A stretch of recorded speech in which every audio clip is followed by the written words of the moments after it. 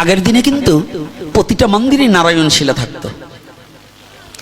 এখন আবার ওই যে ওই কি পাথর যেন কয়, কোষ্ঠী পাথর নাকি, হ্যাঁ কোষ্ঠী পাথর। এই যে ভাইবে ভাইবে এই বদমাস গুলো নারায়ণ শিলা চুরি করে তো ফাঁসাই দিতেছে বাংলাদেশের। এই জায়গা হয়েছে, ও মানে এ জায়গাও বাদ দেয় নাই। কথাটা বুঝবেন, বাংলাদেশের জাদুঘরে যা দেখবেন তা হিন্দুর সম্পত্তি বেশি। বাংলাদেশের জাদুঘর যে কয়টা আছে, যত মূর্তি আছে, হিন্দুর সম্পত্তি বেশি। এই বাংলাদেশের রাষ্ট্র পরিচালনা করতে হইলে অর্ধেক হিন্দুর টাকায় বাংলাদেশ চলে। যদি বলেন কেন, আমি বলে দিছি, আগের দিনের কলেজ ভার্সিটি যাই বেশি ছিল সব হিন্দুর সম্পত্তির উপরে। কলেজ হিন্দু সম্পত্তির উপরে, তার যে বিনিয়োগ সবই তো রাষ্ট্রের পরিচালনার খাতেই যায়, যায় না? কিন্তু আমাদের একটু দুর্ভাগ্য, আমাদের টাকায় রাষ্ট্রের কাজে যায়, কিন্তু আমরা অতটা পাই না। আমরা কোন দিক দিয়ে সুবিধা বেশি একটা পাই না। তবে যাক, ওদিকে রাষ্ট্রীয় ব্যাপার নিয়ে ভাইবে লাভ নাই। ও যা করে গৌরহরি, ওদের দ্বারা আমাকে যতটুকু ভাগ্য আছে তা পাবো। এটার লাভ ওয়া নিয়ে ভাইবে, কোনো রাষ্ট্র নিয়ে ভাবি, কিন্তু ওই কোন দল মত ইয়া নিয়ে ভাবি না, রাষ্ট্র নিয়ে ভাবি। যদি সবাই সুখে থাকে, এই বাংলাদেশের হিন্দু মুসলমান বৌদ্ধ খ্রিস্টান সবাই যদি সুখে থাকে, তাহলে তার মধ্যে তো আমিও একজন, আমিও সুখে থাকতে পারবো। এজন্য সবাই যেন সুখে থাকে। কোন জাতি ধর্ম বর্ণ নির্বিশেষে, সনাতন ধর্মের নীতি হচ্ছে জাতি ধর্ম বর্ণ নির্বিশেষে নিমন্ত্রণ। এই কার্ডে কি দেন, জাতি ধর্ম বর্ণ নির্বিশেষে সকলে আমন্ত্রিত, এটা লেখা হয় না? তাহলে আমাদের ধর্মে কাউকে বাদ দিয়ে কথা বলা যাবে না, সবার যাতে মঙ্গল হয়, এই জন্যই সনাতন শ্রেষ্ঠ হয়। যাক, বুঝবেন, এটা চিকনের কথা, আর বলবো না। তো এইবার দেখুন, যখনই বলছে আনন্দে আত্মহারা হয়ে গেছে, এইবার ব্যাসদেব আগে থেকেই ভগবানের কাছে প্রার্থনা করেছিল, ভগবান আমাকে যদি একটা সন্তান দাও, সে সন্তানটা যেন তোমার ভক্ত হয়, যেন তোমার ভজন করতে পারে, আর আমি যে ভাগবতীয় কথামৃত রস আস্বাদনে করেছি, এই ভাগবত যেন সে প্রচার করতে পারে।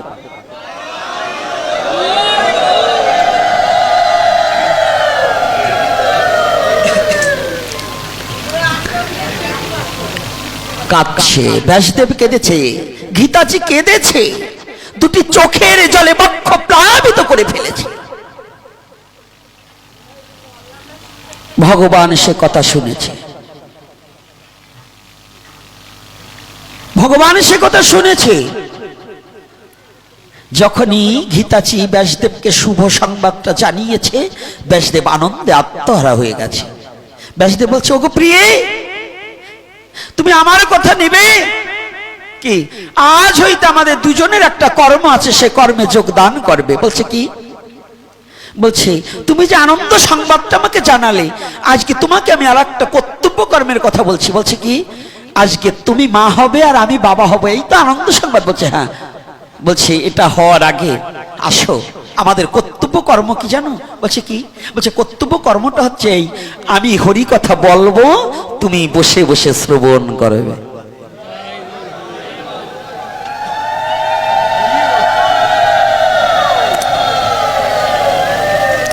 আমি হরি কথা বলবো আর তুমি কি করবে? সনাতন ধর্মের নরনারী আজকে এই মহেশপুরে যারা আসছেন দূর দূরান্ত হইতে, আজকে নরনারী সবার জন্য একটা কথা বলে যাচ্ছি, আর জীবনে আপনাদের চরণ দর্শন হবে কিনা আমি জানি না, তবে যারা সনাতন ধর্মে জন্মগ্রহণ করেছেন, আমার একটা কথা অন্তত মেনে চলুন। একটা উপদেশ নয়, অনুরোধ করছি, চরণে হাত রেখে বলছি, যদি কোনো নারী সন্তান সম্ভব হয়, যতদিন পর্যন্ত সন্তানটা পৃথিবীতে প্রকাশ না পাবে, কোনো মাংস খেতে দিয়েন না। উগ্র খাবারটাকে পরিবর্জন করুন, আর ওই সন্তানটাকে গর্ভে ধারণ করার আগে থেকেই আপনি কণ্ঠে তুলসীর মালা রাখবেন এবং প্রতিদিন নাম জপ করবেন এবং প্রতিদিন হরি কথা শ্রবণ করবেন। যদি কোনো শ্রবণ না করতে পারেন, যদি কারো শিক্ষাগত যোগ্যতা থাকে, নিজে হরি কথা অধ্যয়ন করবেন। গীতা কিংবা ভাগবত থেকে প্রতিটা পৃষ্ঠা নিজে নিজে পড়ে পড়ে নিজে গেয়ে শুনিস রে তোর নিজের গাওয়া গান, তোর গান তোর মন মতো হলে জুড়াবে সকল আর প্রাণ। নিজে গেয়ে শুনিস রে তোর নিজের গাওয়া গান। প্রতিটা নরনারী আজ থেকে যাদের পৃথিবীতে সন্তান আনার আকাঙ্ক্ষা আছে, আজ থেকে জেনে যান সনাতন ধর্ম স্পষ্টভাবে করেছে বর্ণনা, যে গর্ভে সন্তান আসবে সেই মা আন কথা পরিত্যাগ করে কৃষ্ণ কথা ভিন্ন কোনো কথা শুনবে না।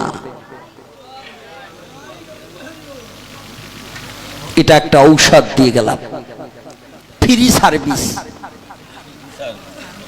Free service. 30 বছর দীক্ষা নিয়েও গুরুদেব একদিনও বলে নাই। 30 বছর ধরে দীক্ষা নিয়েছে, আপনারা চুষে চুষে খাইছে এই রক্ত চুষার গ্রুপে। কানে দেশে ফিস ফিস মাস গেলেই চান্দা দিস। এই রক্ত চুষার গ্রুপে চুষে খাইছে। ছেলে বিয়ে দেবো, মেয়ে বিয়ে দেবো, দে তোর ভাইরে বিয়ে দেবো, তোর বোনরে বিয়ে দেবো। ও ভগবানের নাম করে বাড়িতে দোতলা বিল্ডিং করছে। গুরুর আবার দোতলা বিল্ডিং করে থাকবে কেটা? ভগবানের সেবার জন্য টাকা নিয়ে তা যদি কাম কামনার লোভে পড়ে যদি স্ত্রী পুত্র নিয়ে বসবাস করতে হয়, তাহলে গুরু হবার বলছে কে? এজন্য আবার কষ্ট পাচ্ছেন নাকি আমার কথায়? এরা বলবে না, কিন্তু আজকে বলে যাচ্ছি, ফ্রি সার্ভিস। ফ্রি সার্ভিস দিচ্ছি কেন জানেন? যদি ফ্রি পেয়ে লোভে তো দুজন আসবে। টাকা চাইলে টিকিট করলে এত লোক হইতো না, কিন্তু টিকিট নাই বিদে সবাই যাচ্ছে। তবে আজকে আমি একটা জিনিস ভালো আমার লাগছে, একাদশীর দিনেও যে এত ভক্ত জানে যে আজকে খিচুড়ি দেবে না, তারপরে লোক হয়েছে, এইটি আমি আনন্দ পাইছি। অর্থাৎ এদিকে আর ভক্তদের খিচুড়ির কোনো লোভ নাই, হরি কথার প্রতি যে লোভ আছে, এজন্য আপনাদের চরণে আমি একটিবার প্রণাম জানাই।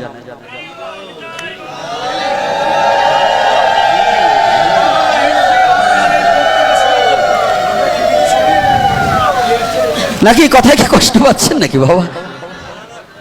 কি যুবক বাবারা, ভালো লাগছে তো? এরপরে যে পাঠকই আসুক, যাবে তো? ওইগুলো মাথা লড়াই নাকি বুঝা দিছি নাকি? পরে বলো, আমার আগে বলতেই দাও। তোমরা বললে কিন্তু ঝগড়া লাগিয়ে যাবে না, কারণ কালকেই তোমার সাথে আর একজনের দেখা হবে না, আর আমি বইলিয়ে চলিয়ে যাবো, আর সারা বছরে দেখা হবে না। আমারে বকলেও আমি শুনবো না, কায়দা আছে। এজন্য তোমরা কিছু বললো না বাবা, যা বলার আমি আজকে প্রভু আমাকে যা বলায় তাই বলতে দাও। তো এইবারে দেখো, প্রতিটা কথার লজিক আছে, প্রতিটা কথার লজিক আছে। যা দর্শন নাই তা সনাতন শাস্ত্র হতে পারে না। প্রত্যেকটা কথার দর্শন আছে, প্রত্যেকটা কথা দর্শন আছে। কি বলবে দর্শন নাই? প্রতিটা কথার বিস্তারিত ফুল আলোচনা আছে। ব্যাসদেব বলছে আমি বলবো তুমি শুনবে। কয়জন মা বাবা সন্তান গর্ভে আসার পরে কৃষ্ণ কথা গীতা পাঠ করছেন আর শুনছেন? একটু হাত তুলে দেখাতে পারবেন? 1 2 3 4 5 6 7 8 9 10 11 12। এই পিছনের তো অত করেন নাই, পিছনের তো একবার দেখা দেখি আব্দুল বানাচ্ছেন। ও হাতের ভাবেও বুঝি যে আপনার মধ্যে নাই। তালে তালে মানে বাহা বাহা পাওয়ার জন্য হাত তুললে, ওই ছোট একটা হাত তুলছে, তুই বিয়ে করলি কবে? হ্যাঁ, তালে তালে তুলছি তো। বয়স হবে না 12 বছর, হাত তুলে দেয় যে আমি ইয়ে করছি। ওরে পাকনা রে, টেটনা কত। তা দেখেন রস এমনি এমনিতে আসিয়ে যাচ্ছে। আজকে শরীরটা খুব খারাপ, তারপরেও আপনাদের মুখের দিক তাকাই আজকে যেন গৌরহরি কি করে যেন কি বলাচ্ছে, আমি বলতে পারবো না। তো এইবার দেখুন, এই কথা কিন্তু কাজে লাগবে। আনন্দের ছলেও যদি বলে থাকি বাবা তুমি ভিডিও করতে এখানে আসবে না, আগে এসে সামনে বসলে কাজ হইতো, ওইখানে থাকলে পিছনের গুলো কেউ কেউ করবে, তাহলে আমার বিপদ হবে। শোনো, এ কথা কাজে লাগবে না? আনন্দের ছলেও বললে এ কথা প্রয়োজন না? আছে কিনা? প্রতিটা নরনারীর প্রয়োজন আছে। ধর্ম শুধু আমার জন্য না, ধর্ম সবার জন্য প্রয়োজন। ধর্ম কারো বাবার একার সম্পত্তি নয়।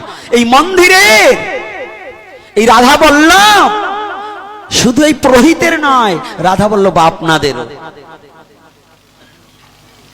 যে রাধাবল্লভকে ভালোবাসবেন তার রাধাবল্লভ হয়ে যাবে। ভালোবাসতে পারবেন না, ব্রাহ্মণ কুলে জন্মগ্রহণ করলেও ভগবান তার হয় না। হবে? ভগবান কার? ভক্তি আছে যার, ভগবান হয় তার। তাহলে আজকে দেখুন, যখনই ব্যাসদেব বলছে আমি বলবো তুমি শুনবে, গীতাজি বলছে ঠাকুর আমার বহু দিনের লালসা, আমার বহু দিনের সাধনা, আমার বহু দিনের পিপাসা আজ ভগবান নারায়ণ আমার পূর্ণ করতে যাচ্ছে। বলছে কেন? বলছে আমার লালসা ছিল আমি তোমার বদন হইতে হরি কথা সাধন করব। এই সনাতন ধর্মাবলম্বনকারীরা শুনুন, স্বামী স্ত্রীর সম্পর্কটা কি? শুধু ঝগড়া করা, বকাবকি দেওয়া এটা সনাতন ধর্মের বৈধতা নয়। সংসার জীবন সন্ন্যাসী জীবনের চেয়ে সুখের হয় যদি সে সংসারী ব্যক্তি হরিভক্তি পরায়ণতা হয়ে ভগবত ভজনের আনন্দধাম সংসারে তৈরি করতে পারে। সংসারেও আনন্দ আছে। আমি সন্ন্যাস নিয়ে চলে গেলাম, ওই শিষ্য মহলের টাকা যদি আমার বাপ ভাইরে খাওয়াবার জন্য সব পাসিং করি, তা আমার কাছে সংসার করা ভালো না? ভালো কিনা? কতটা সন্ন্যাস নেছে আমি জানি। বৃন্দাবনে কত বুড়ো বুড়ো দূরে দূরে পড়ে থাকে কেন জানেন? সারা এই শীতের সিজনে কম্বল পাবে অন্তত 200-250। ওই 15 দিন পর পর ফোন করে, বাবা তুই আসিস, মথুরা স্টেশনে নামি অমুক জায়গায় আসবি, আমার ওইছে কিছু। ওই দক্ষিণে পাইছে, আজকাল 100 টাকার নিচে বৃন্দাবনে দক্ষিণে দেয় না। যা যা সেবা করেছি দক্ষিণে দেয় 100 টাকা, 500 টাকাও দেয়। এই গত বছর গেছিলাম, মশারি দিয়েছে, আমাদের পরনের বহির্বাস দিয়েছে, জুতো পর্যন্ত দিয়েছে, খাবার পথে খাবো কি তা পর্যন্ত দিয়ে দিয়েছে। কতটা খেয়াল করবেন সবাইকে। এক বুড়োকে জিজ্ঞাসা করছি, বাবা আপনার কে কে আছে? কয় বাবা সবাই আছে। তা আপনি বেশ আশ্রিত কতদিন? কয় বাবা তারপরে আমি 8-9 বছর এখানে আসছি। মাঝে মাঝে বাড়ি যান? কয় যাই, ছেলেরা আসে। তা ছেলেরাও আসে। তো পাশের এক বুড়ো কয় খালি আসে নাকি? তা বলো না, কৌটুক বলে দাও না, যে সব কিছু ছেলেরা এসে এসে মাঝে মাঝে নিয়ে যায়। আমি বলে কায়দা তো আছে। আমি বললাম কেন, কি পায় বৈষ্ণব মানুষ, কি পায়? কয় বৈষ্ণব মানুষের যে কামাইছে প্রতি বছরে অন্তত প্রায় 1 লক্ষ টাকা ইনকাম আছে, পরের মধ্যে খাইয়ে নিয়ে। বৃন্দাবনে ইনকাম আছে, খালি বেশটা ধারণ করে যাবার পারলি হয়, পঙ্কতিতে বসতে পারলে হয়। এমন কোন লোক, আমার ওই ছেলেটা ছিল, ওই ছেলেটা কিছুদিন বৃন্দাবনে ছিল, এসে কয় বাবা কি এক এক বুড়ো 4 জায়গা খায়। আমি বলে খায় কি করে? কয় খায় নাকি খালি ফেলায়। বলে কি? কয় দক্ষিণের লোভে আর বস্ত্রের লোভে ওরা পঙ্কতিতে যাইয়ে বসে, যাও একটু মুখে দেয়, দিল আর সব ফেলাই দিয়ে চলে আসলো। দক্ষিণা পাওয়া মাত্র আর ওখানে দাঁড়ায় না। ওই বলেছে সামনে, ও কিন্তু একজন পণ্ডিত। তাই আমি বলছি পণ্ডিত মশাই, কয় বাবা কোনোদিনও যেন এইটা গৌর হরি আমার দ্বারা না করায়, যে অন্নটা আমি টাকার লোভে ফেলে দিচ্ছি, এই অন্নটা একজনকে দান করলে একজনের জীবনও রক্ষা পায়।